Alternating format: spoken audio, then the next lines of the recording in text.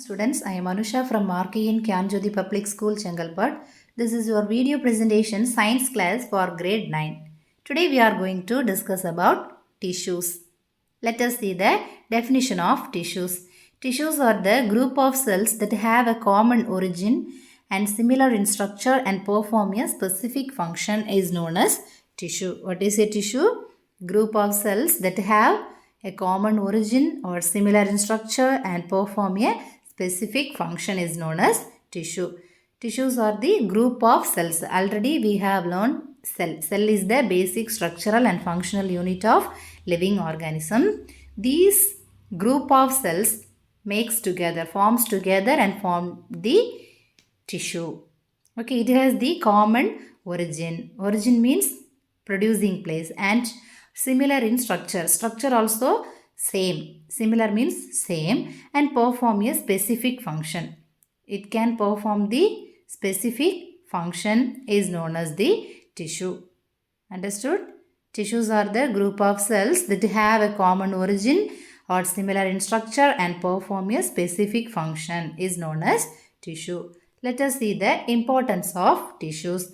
In multicellular organisms, the different groups of cells are specialized to perform different activities such as respiration, circulation, reproduction, locomotion, etc. These cells form tissue and brings about division of labor in the organisms. Let us see.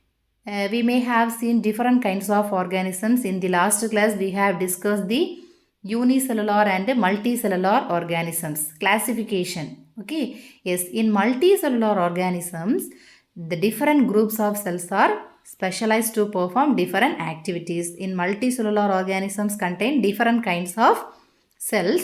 They can perform different activities. What are the activities they can perform? Like respiration, circulation, reproduction, locomotion, etc. Respiration, is gaseous exchange of gases. Then circulation. Circulation means, yes, circulate the blood circulation within the body. And reproduction, producing the young ones or new one. That is called reproduction. And locomotion. Locomotion means movement. Okay, in multicellular organisms, most of them are moving. Okay, these are all the activities done by the multicellular organisms. Then these cells form tissue. Okay, in multicellular organisms have the different kinds of tissues.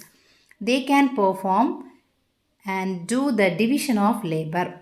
That means it can do the different kinds of works is performed in the body. So it is called as the division of labor in the organisms.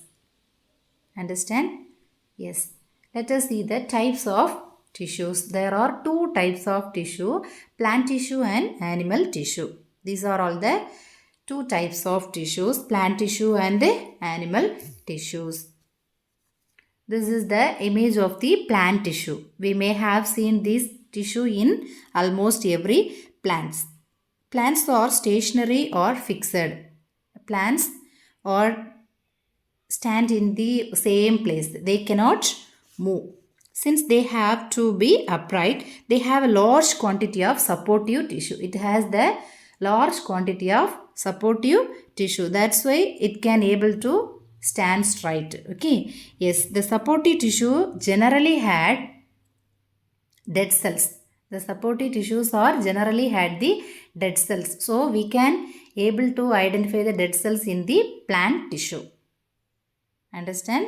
Yes. Let us see the animal tissue. This is the animal tissue. It is mainly found in almost every animals, including the human beings also.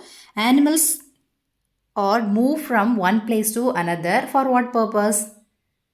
Yes, in search of food. Okay, they can move one place to another in search of food. So, they consume more energy compared to the plants. They need more energy. Most of the tissues contain or living. In animal tissues, most of the tissues are living. Understand? Yes. Let us see the comparison between plant tissue and animal tissue. First point, tissue organization is targeted towards stationary habit of plants.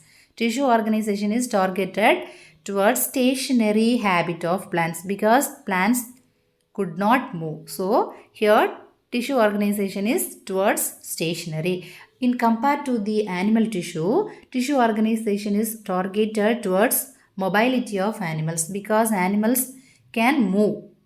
So tissue organization is targeted towards the mobility of animals. Let's see the second point. Organization is simple. In plant tissues, organization is simple, but in animal tissues, organization is complex. Let's see the third point. Many of the tissues are dead. I already told no. In plant tissue, we may have seen many dead cells, dead tissue. So, for example, one cork. This cork is found in the stem region, outer covering of the stem, bark of the stem. We may have seen these dead cells. Then compared to the animal tissue, most of the tissues are living. Almost all cells are living. Then fourth point, growth is confined to certain areas. In certain areas only growth is confined. If we cut the some plant pots are grown and some of them is not grown. So here growth is confined to certain areas only. But in animal tissue, growth is not limited to areas. Growth is not limited. Okay. Then the fifth point is less maintenance energy required. In plant tissues, we have the less maintenance energy. It has the less maintenance energy required. But in animal tissues, more maintenance energy required because they are already we told no animals have more energy as compared consume more energy compared to the plants. So maintenance energy also required more in animal tissues. Then the last point is plants grow continuously throughout life. Plants grow throughout continuously. Plant parts grow continuously throughout the life, but in animal tissues, after reaching maturity state, animals do not show further growth. After they get the maturity, animals could not grow their stage. Okay, understand these are all the comparison between the plant tissue and animal tissues. Okay, I hope you are all understand. In this class, we have discussed the types of tissue and the comparison between the plant tissue and animal tissue.